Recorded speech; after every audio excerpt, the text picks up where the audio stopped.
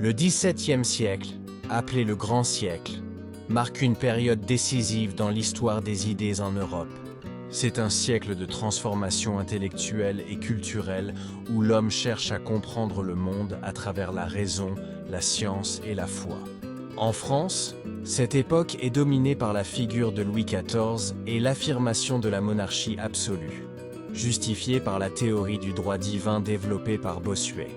La société est fortement hiérarchisée, la religion occupe une place centrale, et la culture connaît un essor sans précédent grâce à l'épanouissement des arts, de la littérature et de la philosophie. Ce siècle est marqué par la naissance du rationalisme, mouvement intellectuel fondé par René Descartes. Dans le discours de la méthode, 1637, Descartes place la raison au cœur de la recherche de la vérité. Par le doute méthodique, il cherche à atteindre des certitudes indiscutables et fonde la pensée moderne sur le célèbre « je pense, donc je suis ». Ce rationalisme influence profondément la science, la morale et la politique. Parallèlement, les découvertes de Galilée, Kepler et Newton bouleversent la vision du cosmos. La nature n'est plus un mystère divin, mais un ensemble de lois mathématiques. L'esprit scientifique naît alors, basé sur l'observation, l'expérimentation et la démonstration. Cependant, cette domination de la raison suscite des tensions avec la foi.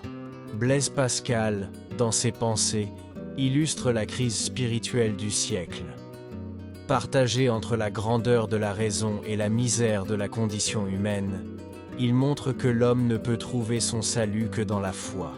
Le jansénisme de Port-Royal prône une religion austère et exigeante, en opposition avec les jésuites, plus modérés et proches du pouvoir royal. Sur le plan esthétique, le XVIIe siècle est celui du classicisme, fondé sur les valeurs de mesure, d'équilibre et de clarté. Les écrivains comme Molière, Racine et Corneille cherchent à plaire, instruire et émouvoir tout, en représentant une vision morale et universelle de l'homme. À travers la littérature, la philosophie et la science, ce siècle incarne une volonté d'ordre et de perfection. Il prépare la modernité en plaçant l'homme au centre de la réflexion et en affirmant la puissance de la raison.